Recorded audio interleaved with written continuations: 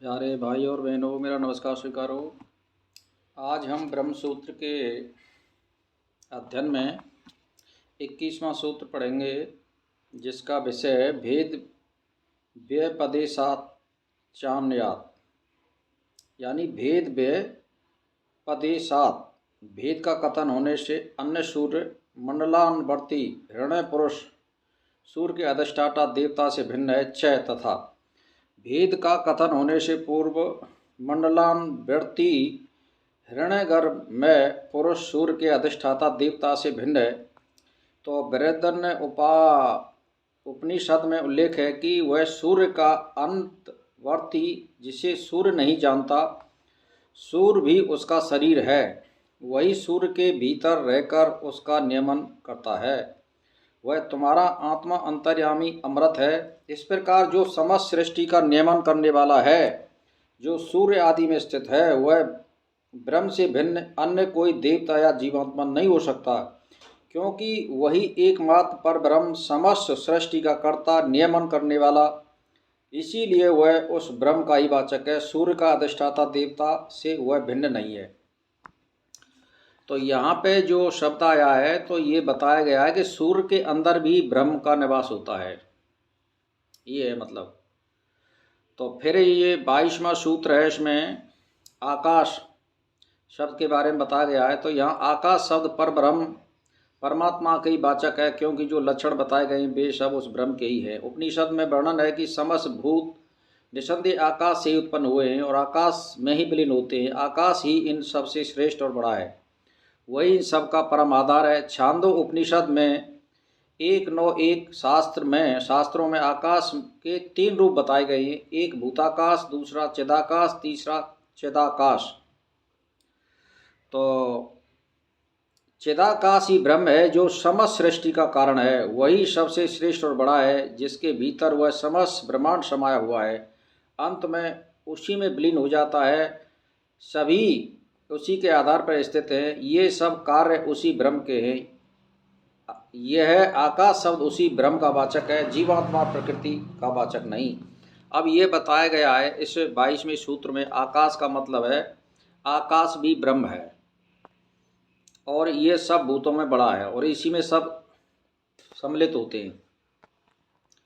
तो कहने का मतलब है, फिर हमारा 23वां सूत्र है अतएव प्राण, यानी इसका मतलब है प्राण ही ब्रह्म है। छांदो उपनिषद 1:11-5 में कहा गया है कि निश्चय ही सब भूतों में विलीन होते हैं और प्राणों से ही उत्पन्न होते हैं, यानी भूत प्राणों में ही विलीन होते हैं, प्राणों से उत्पन्न होते हैं। यहाँ भी प्राण का अर्थ इस प्राण वायु से नहीं है, क्योंकि प्राण वायु से सृष्टि की रचना नहीं हो सकती, ना इसमें विलीन हो सकती है। यह प्राण तत्व उस ब्रह्म का ही की ही शक्ति है, जिसमें सृष्टि क्रिया और हलचल होती है, किंतु अकेला प्राण सृष्टि की रचना नहीं कर सकता। इसलिए यहाँ प्राण उस ब्रह्म का ही वाचक है।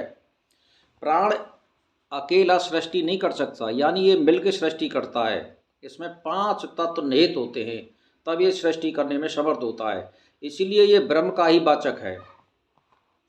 अब हमारे ये 24वां जो सूत्र है, उसमें आया है ज्योति। ज्योति शब्द यहाँ ब्रह्म का वाचक है। तो ज्योति के 4 पादों का कथन होने से ज्योति शब्द यहाँ का वाचक है, ब्रह्म का वाचक है। छांदो उपनिषद 3:12-6 में उल्लेख है कि उस ज्योतिर्मय ब्रह्म के 4 पाद हैं। वह समस्त भूत समुदाय उसका एक पाद है। शेष 3 पाद अमृत स्वरूप और परम धाम में स्थित है। उसी उपनिषद में उल्लेख है कि इस स्वर्ग लोक से ऊपर परम ज्योति प्रकाश हो रही है, वह उस सर्वोत्तम परम धाम में प्रकाशित हो रही है। वह निसंदेह यही है जो कि पुरुष में आंतरिक ज्योति है। इनमें ज्योति शब्द उस ब्रह्म का ही वाचक है, जीवात्मा प्रकृति का नहीं। इसी ब्रह्म के लिए ज्योति शाम ज्योति कहा गया है। वह समस्त ज्योतिर्मय पदार्थों की ज्योति है। इस प्रकार ज्योति शब्द उस ब्रह्म का ही वाचक है, यह सिद्ध होता है। तो आप समझ लीजिए कि यानी ज्योति जो है स्वर्ग से भी ऊपर होती है और वो हमारे हृदय के अंदर भी रहती है। वही ज्योति से हमारा शरीर चलता है और प्राण के अंदर भी एक ज्योति होती है, ये समझ लो आप। तो आज की हम ब्रह्म सूत्र के जो 24वां है, उससे आगे हमारा जो चलेगा वो है 25वां सूत्र। तो इसमें दिया गया है छांदो अभिधानात्, यानी गायत्री छंद का कथन होने से उसी के 4 पादों का वर्णन है, यानी गायत्री का वर्णन आता है इसमें यहाँ से। तो इसमें आया है कि कहो उस प्रकरण में ब्रह्म के 4 पादों का वर्णन नहीं है, इति ना, तो ये ठीक नहीं है। तो यहाँ में कहा गया है कि छांदो उपनिषद 3:12:1 में गायत्री छंद का वर्णन है, गायत्री के भी 4 पाद माने गए। इस प्रकार यह शंका होती है कि सूत्र 24 में जिन 4 पादों का वर्णन आया है वह ब्रह्म का नहीं गायत्री छंद का ही वाचक है, किंतु यह कथन ठीक नहीं है। इसका कारण यह है कि ब्रह्म की शक्ति को ही गायत्री कहा गया है। आप समझ लीजिए गायत्री किसे कहते हैं, यानी इसमें बताया कि ब्रह्म की ज्ञान शक्ति को ही गायत्री कहा गया है, उसकी क्रिया शक्ति को सावित्री कहा गया है। जड़ चेतन में सृष्टि में ज्ञान और क्रिया दोनों की अंतर अनिवार्यता और ब्रह्म में दोनों ही शक्तियां निहित हैं, इसीलिए यहाँ 4 पादों में उस ब्रह्म का ही वर्णन है, गायत्री का नहीं, क्योंकि चित्त का समर्पण ब्रह्म में ही होता है, इसीलिए यह ब्रह्म का ही वाचक है। तो गायत्री का मतलब समझ लीजिए, ज्ञान और शक्ति को गायत्री कहते हैं, यानी हमको ज्ञान मिलता है और शक्ति मिलती है, उसे हम गायत्री कहते हैं। और गायत्री अविनाशी है और बुद्धि देने वाली है, और यानी प्रवृत्ति बढ़ाने वाली, यानी भौतिक संपदा को बढ़ाने वाली है।